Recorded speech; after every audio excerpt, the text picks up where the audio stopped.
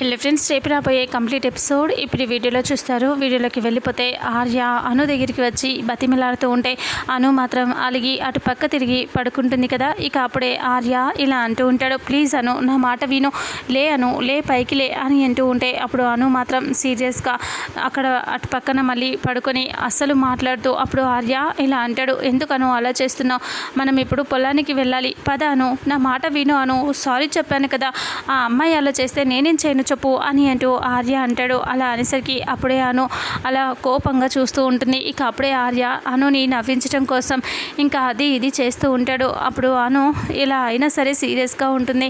అంతలో ఆర్య నవ్వించడానికి చాలా ప్రయత్నాలు చేస్తూ ఉంటే ఇంకా అను లేచి కూర్చుంటుంది. కూర్చోగానే ఇంకా అప్పుడు ఇలా అంటాడు, అసలు ఏంటను ఇలా చేస్తావేంటి, ఎంత బతిలన్నా పట్టించుకోవేంటి అని సీరియస్గా అంటాడు. అలా అనేసరికి అప్పుడు అను కోపంగా చూస్తూ ఉంటే, సరే బుజ్జమ్మ, ఇప్పుడు ఏంటి చెప్పు నీ బాధ, ఎందుకు ఇలా చేస్తున్నావు బుజ్జమ్మ అని అంటూ ఆర్య అనగానే అప్పుడు అను అంటుంది, బుజ్జమ్మ అని మా నాన్న మాత్రమే నన్ను పిలవాలి, మీరెవరు నన్ను పిలవకూడదు అని అనేసరికి ఇక అప్పుడే సీరియస్గా అలా చూస్తూ ఆర్య సరే అయితే సరే బుజ్జమ్మ, బుజ్జమ్మ నాన్న సుబ్బు గారు బుజ్జమ్మ అని అంటూ ఇలా పిలుస్తూ ఉంటే మీరు ఎన్ని రకాలుగా పిలిచినా నేను మాత్రం పలకను అని అంటే, అయితే సరే పద్దు గారిని పిలిపిస్తాను అని ఆర్య అనగానే అప్పుడు అను అంటుంది, మా అమ్మ కూడా నా పార్టీని నా సైడే మాట్లాడుతుంది అని అంటే అప్పుడు ఇలా పద్దు వచ్చి మాట్లాడినట్టుగా ఆర్య యాక్టింగ్ చేస్తూ ఉంటాడు.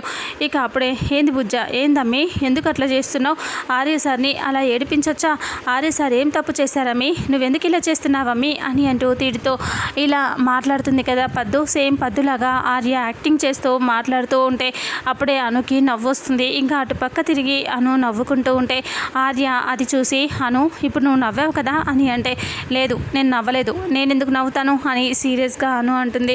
అలా అనేసరికి అప్పుడు ఆర్య అలా చూసి, నాకు తెలుసు నువ్వు నవ్వావు అని అంటే, లేదు నేనేమీ నవ్వలేదు అని అనేసరికి, ఎందుకను అలా చేస్తావు చెప్పు, నేనేం చేశానని, ఆ పిచ్చి పిల్ల ఏదో వాగింది, దానికి నా మీద పడి ఏడిస్తే ఎలా చెప్పు, నేనేం చేశాను అంటే, నువ్వు దాన్ని ఎత్తుకొని బాగా తిప్పి అన్నీ చేసుకున్నారు కదా, నా దగ్గరికి రావద్దు అని అంటూ అను కోపపడుతూ ఉంటుంది.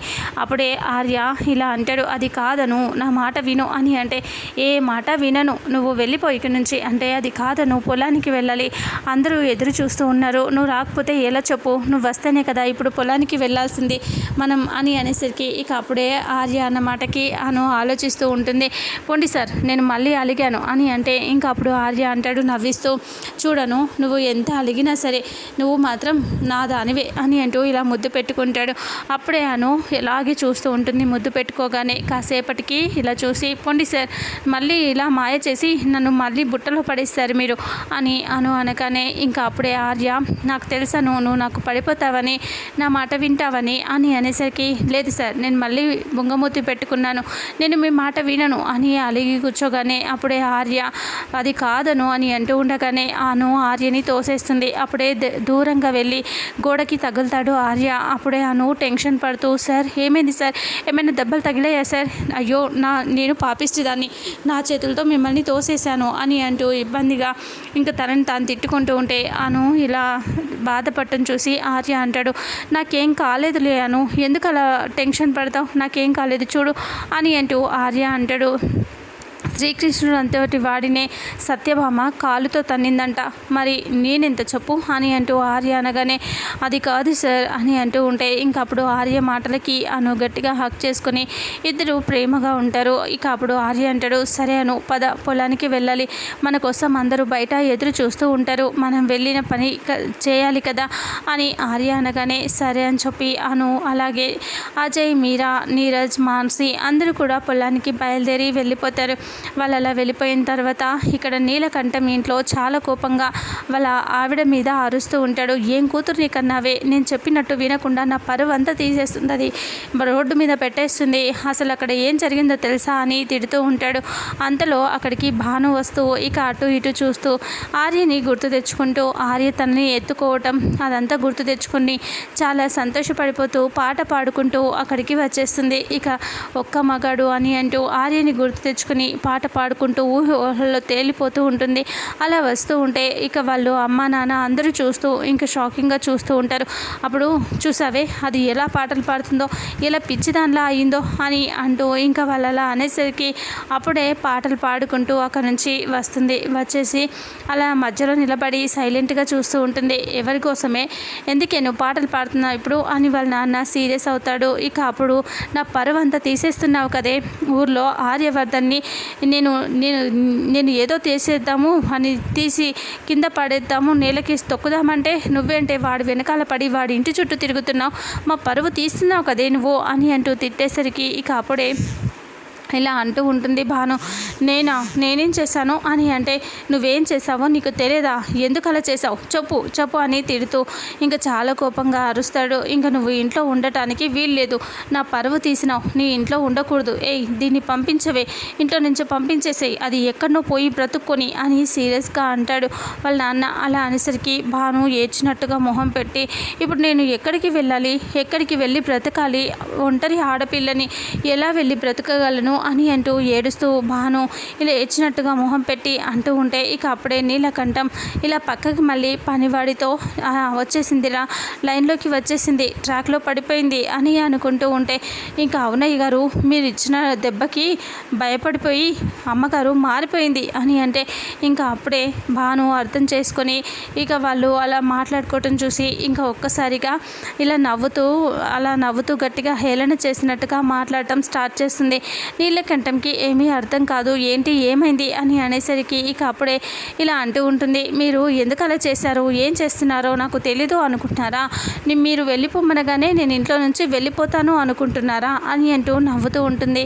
ఇక అప్పుడే ఇప్పుడే కదే భయపడ్డావు వెళ్ళిపోతాను అని చెప్పి అని అనేసరికి నేనెందుకు వెళ్ళిపోతాను, అయినా ఈ ఆస్తులన్నీ నీవా, మా తాత సంపాదించిన ఆస్తులన్నీ సగం నా పేరు మీదే ఉన్నాయి, అయినా నువ్వు ఇన్కమ్ ట్యాక్స్ నుంచి తప్పించుకోవటం, ఇక నా పేరు మీద ఆస్తులు ఎక్కడెక్కడ పెట్టినవి అన్నీ నాకు తెలుసు అని అంటూ భాను అనేసరికి అమ్మో ఇది మామూలుగా లేదురా అని అంటూ ఇక పనుడితో అంటూ ఉంటాడు. ఇక అప్పుడే నన్ను వెళ్ళిపోమంటావా, అమ్మ వెళ్ళి నా బట్టలన్నీ సర్దు నా బ్యాగ్లో పెట్టేసి ఇచ్చేయి, నేను వెళ్ళిపోతాను అని అనేసరికి ఇక అప్పుడే నీలకంఠం ఎక్కడికి వెళ్తావు అని అంటే ఇంకెక్కడికి వెళ్తుంది, ఆర్యవర్ధన్ ఇంటికి వెళ్తుందేమో అని అంటూ పిఏ అనేసరికి అప్పుడే భాను అంటుంది అవును ఆయన దగ్గరికే వెళ్తాను, ఆయన కోసమే నా బ్రతుకు నా జీవితం, ఆయనే నా భర్త, ఆయనే నా సర్వస్వం అని అంటూ ఉంటే ఓసై ఏం మాట్లాడుతున్నావే, అసలు నువ్వు మాట్లాడాల్సిన మాటలేనా ఇవి అని అంటూ తిడుతూ ఉంటాడు. ఇక అప్పుడే తిడుతూ ఉంటే భాను ఇలా అంటూ ఉంటుంది, అందుకే చెప్పాను మీరు నా జోలికి రాకూడదని, నేనేం చేసినా కరెక్ట్గా చేస్తున్నాను, మీరు అనవసరంగా నన్ను ఇబ్బంది పెడితే నేనేం చేస్తానో నాకే తెలీదు, నన్ను వెళ్ళిపోమన్నారు కదా, ఉన్న ఆస్తులన్నీ ఎక్కడ పెట్టారు, ఏం చేశారు అన్నీ నాకు తెలుసు, ఆస్తులన్నీ నేను తీసేసుకుంటాను భాను అనగానే నీలకంఠం సైలెంట్ అయిపోతాడు. ఇక అప్పుడే ఎక్కడ కొట్టాలో దెబ్బ అక్కడ కొట్టింది నీ కూతురు అని అంటే నువ్వు నోరు ముయ్యరా అని అంటూ తిడతాడు పనుని. ఇక అప్పుడే నీలకంఠం అలా చూస్తూ ఉండగానే నేను ఇంట్లోకి వెళ్ళాలా లోపలికి వెళ్ళాలా అని భాను అడిగితే ఇంట్లోకి వెళ్ళవే అని తిడతాడు. ఇక అప్పుడే భాను నవ్వుకుంటూ ఇంట్లోకి వెళ్ళిపోతుంది. ఇక అప్పుడే వాళ్ళ భార్యని బెదిరించి పోవే నువ్వు పోయి నుంచి అని తిట్టేస్తాడు. తను వెళ్ళిపోయిన తర్వాత నీలకంఠం టెన్షన్ పడుతూ ఏంట్రా ఇది, నన్ను లెక్క చేయట్లేదు ఏంటి, అసలు తను మాట్లాడిన మాటలకి అర్థం ఏంటి అని అడగటంతో నీలకంఠం దగ్గర ఉండే పని అయినా ఇలా అంటాడు, నిన్ను ఇంకేంటి కూరలో నుంచి కరివేపాకు తీసి పారేసినట్టుగా పారేసింది అని చెప్పగానే ఇక అప్పుడే నోరు ముయ్యరా అని అంటే మరి మీ కూతురు చేస్తుంది అలాగే ఉంది కదా అని అంటే ఇంకా అప్పుడే నీలకంఠం చాలా సీరియస్గా ఆలోచిస్తూ కూర్చొని ఉంటాడు. ఇక ఆ తర్వాత ఇంట్లో అందరూ ఇంకా చాలా హ్యాపీగా ఇక్కడ నుంచి పొలానికి వెళ్ళిపోతారు కదా. పొలం దగ్గరికి వెళ్ళిన తర్వాత అజయ్ మీరా వాళ్ళందరికీ కూడా ఇక్కడ ఎలా పని చేయాలి అనేది ఆర్య ఎక్స్ప్లెయిన్ చేస్తూ ఉంటాడు. ఇక చెప్పండి అని అంటే ఏంటి చెప్పేది, అసలు ఏం చేయాలి ఇక్కడ, ఏమీ లేవేంటి అని అజయ్ సీరియస్గా అంటే అప్పుడు ఆర్య అంటాడు ఇంకా నేను చెప్పమన్నది ఏంటంటే పని ఎవరు ఎలా చేస్తారు అనేసి అని ఆర్య అంటే ఎలా చేయాలి, ఇక్కడ ఎడ్లు లేవు, ట్రాక్టర్ లేవు, ఏమీ లేవు, ఇది ఎలా దున్నటం అంటే అప్పుడు ఆర్య ఇలా చెప్తాడు, అసలు ఎక్కడి నుంచి ఎక్కడి వరకు ఎవరు ఏ పని చేస్తారో నిర్ణయించుకోండి అని అంటే అందరూ పనికి ఓకే కదా అంటే ఓకే అని చెప్తారు. చెప్పగానే ఇక అప్పుడు ఆర్య ఇలా అంటాడు, అదిగో అక్కడ నుంచి ఇక్కడ దాకా నేను చేస్తాం, ఇక్కడ నుంచి అక్కడ దాకా అజయ్ మీరా చేస్తారు, అలాగే ఇక్కడ నుంచి అక్కడ దాకా మాన్సి నీరజ్ చేస్తారు అని చెప్తాడు. అయితే ఈ నాగళ్ళు ఉన్నాయి కదా, వాటిని తీసుకొని మనం ఇలా భుజాల మీద ఎత్తుకొని వెనక నుంచి ప్రెస్ చేయాలి, అప్పుడు దున్నటం అవుతుంది అని చెప్తాడు ఆర్య. చెప్పేసరికి అప్పుడు సరే అని చెప్పేసి అజయ్ మాన్సి వీళ్ళందరూ అనుకుంటారు.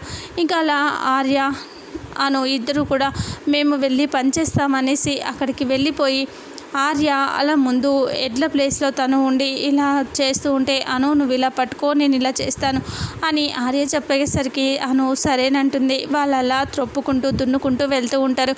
అప్పుడు ఇక్కడ అజయ్ మీరా ఇలా అనుకుంటూ ఉంటారు. అజయ్ అంటాడు, ఇప్పుడు ఎలా చేయాలి మీరా పని అని అంటే ఇప్పుడు ఆర్య సార్ చేస్తున్నారు కదా, ఆయన చేయటం చూసి మనం అలాగే చేద్దాం అని మీరా అంటుంది. మీరా అనేసరికి అజయ్ మీరా ఇద్దరు ఆర్య వాళ్ళు ఎలా చేస్తున్నారా అని అబ్జర్వ్ చేస్తూ ఉంటే ఆర్య ఇద్దరు అలా పని చేయటం చూశారు. చూసిన తర్వాత మీరా ఇలా అంటుంది, గాట్ ఇట్, వచ్చేసింది అజయ్, ఇప్పుడు ఎలా చేయాలో నాకు తెలిసింది, ఇలా పట్టుకొని ఇలా చేయాలి అని అంటే ఇక వావ్ మీరా నువ్వు సూపర్, ఎప్పుడు భర్త వెనకాల ఇంకా గెలిపించడానికి ముందడుగు వేయిస్తుంది అంటారు, కానీ నువ్వు నా ముందు ఉండి అడుగు వేయించు, నువ్వు భర్త విజయానికి నువ్వు ముందుండి నడిపించు అని అంటూ చెప్తే అప్పుడు అవును మనం ఆర్య సార్కి తగ్గకుండా మనం కూడా చేయాలి అని అనుకుని ఇద్దరు కూడా అక్కడ నుంచి అలా దూరం స్టార్ట్ చేయబోతే అప్పుడు అజయ్ అంటాడు, నా ముందుండి నడిపించమని చెప్పాను కదా, అందుకే నువ్వు నా ముందు ఉండాలి అని అనేసరికి ఒక్కసారిగా షాకింగ్గా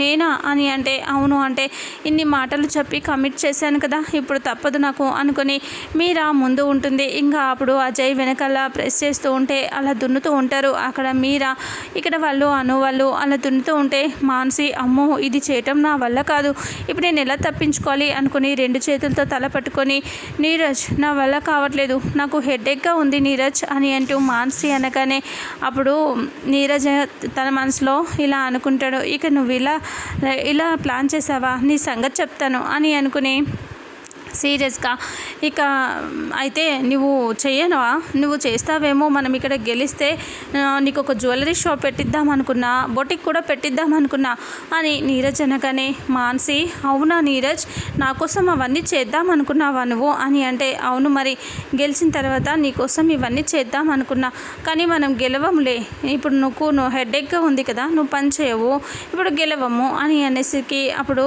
ఏదో హెడేక్గా అనిపిస్తుంది అన్నానే కానీ హెడేక్ అని నేను చెప్పలేదు కదా, పద నేను చేస్తాను పద అని అంటూ మాన్సి అంటే నీరజ్ సరే పద అని చెప్పి ఇక ఇద్దరు కలిసి ఇంకా అక్కడ నుంచి మొదలు పెడతారు. ఇక్కడ ఆర్యను అజయ్ మీరా నీరజ్ మాన్సి అందరూ పనులు మొదలు పెడతారు. ఆ తర్వాత ఇక్కడ నీలకంఠం తడిగుడ్డ కట్టుకొని తలకి కట్టుకొని సీరియస్గా ఆలోచిస్తూ ఉంటాడు. ఇప్పుడు ఏం చేయాలిరా దేవుడా, నాకు కూతుర్ని ఇవ్వంటే కొరివి దయ్యాన్ని ఇచ్చాడు ఆ దేవుడు, అది చూస్తే ఎలా చేస్తుందో, నా శత్రువులతో చుట్టూ తిరుగుతూ నా పరువు తీస్తుంది అని నీలకంఠం అంటే ఇంకా అప్పుడే పక్కన ఉన్న అతను ఆర్యవర్ధన్ని ఎలా ఓడించాలి అజయ్ని పట్టుకొని